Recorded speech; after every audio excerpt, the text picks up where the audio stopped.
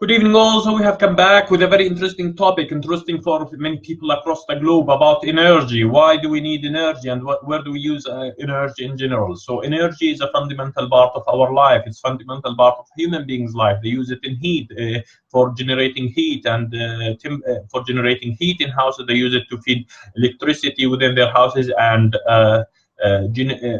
start different devices, and they use it for their transport.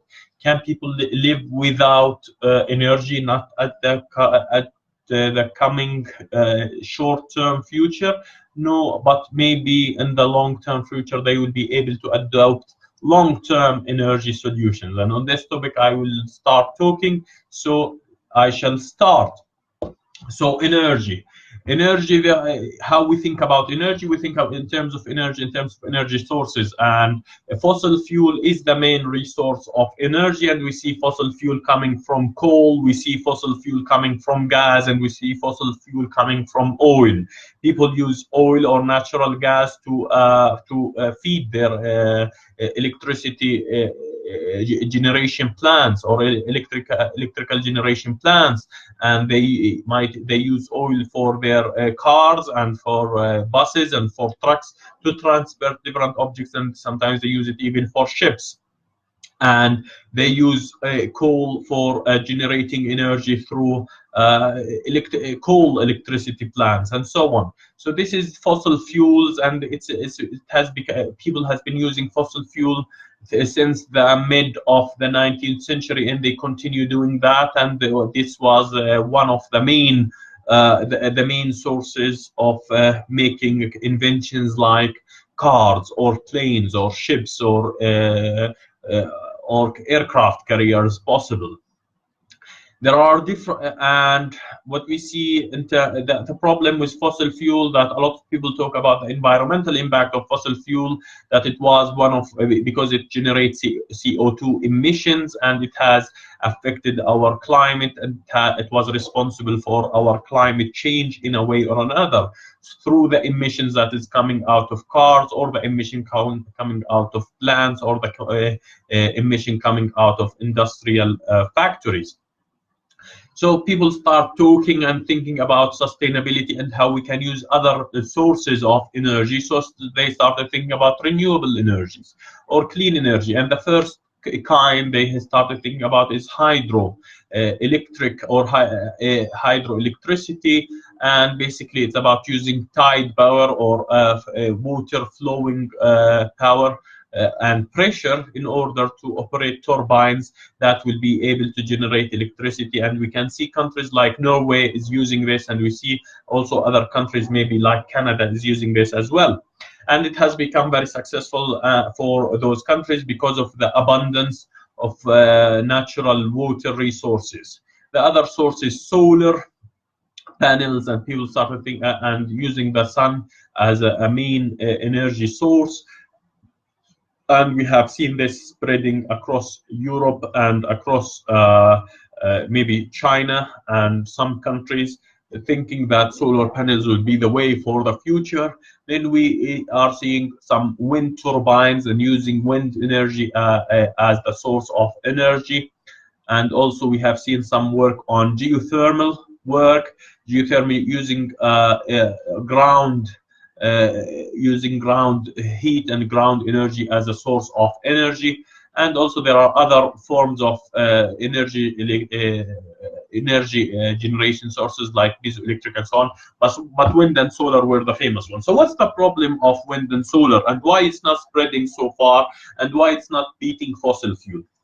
So the problem with them, there are 4 challenges with these kind of energy. The first challenge is about intermittency, and basically you don't have sun all the time. When the night comes, usually you lose part of the source of energy, which is the sun, and you need some kind of smart grid, or you need some kind of energy storage device or energy storage solution to help you to carry on generating energy without any intermittency. So the first problem is about intermittency.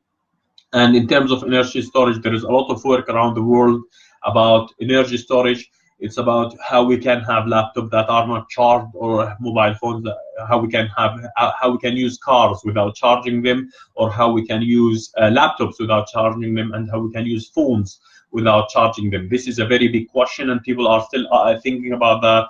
And there are a lot of advantages. We have seen something recently developed with a Tesla, something called the Powerwall, and we'll still see more solutions coming in the coming future. So energy storage is a big thing. Smart grid is another thing, which is about overcoming intermittency. Basically, you and Europeans are thinking about this all the time.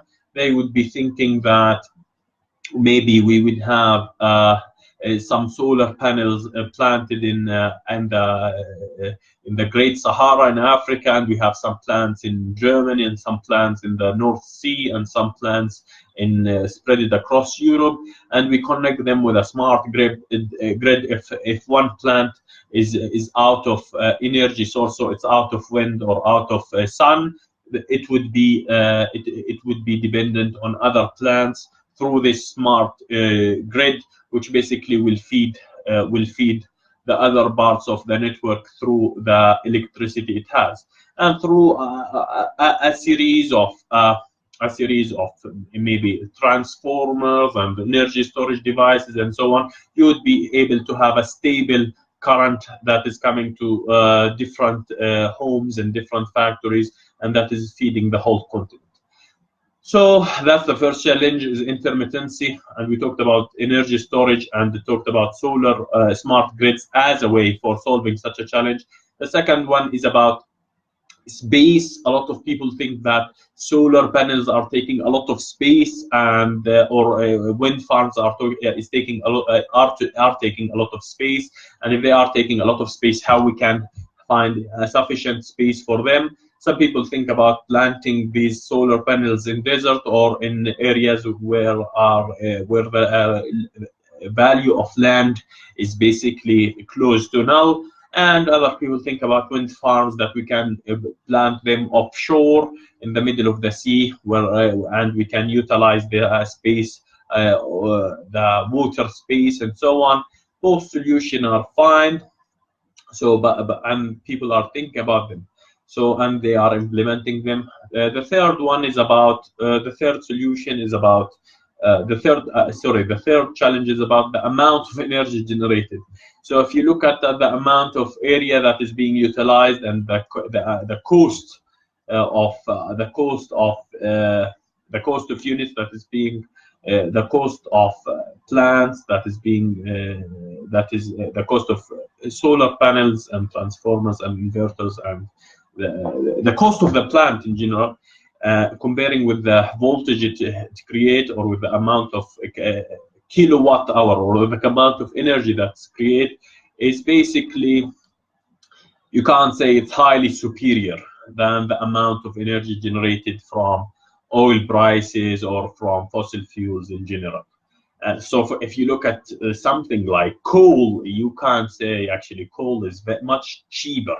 But people are not using coal because of environmental concerns, and some people say we'll carry on using coal. So these are three challenges: intermittency, space, the amount of energy generated, and the fourth one is technology advancement and price. So with the advancement of oil extraction and oil excavation, sometimes you would see that the renewable energy is facing a pressure from the amount of fossil fuel sources that is available. Now, a lot of countries are pushing for renewable energy sources because of environmental concerns and because of environmental regulation. However, with the current geopolitical climate, we see that people are seeing that having a lot of environmental regulation on their businesses, or a lot of environmental conditions and environmental concerns, it might affect their businesses to compete on a global scale. And we see this in the United States, and we see this in some areas of, and we see this in some areas. So people are saying China is a leading power in terms of renewable energy technology, and so we have to be we have to be somehow careful with a growth at 6 or 7% every year. Maybe they are already competing with us. Why we should embed our businesses with environmental concerns? And we see these kind of arguments coming from the United States and so on.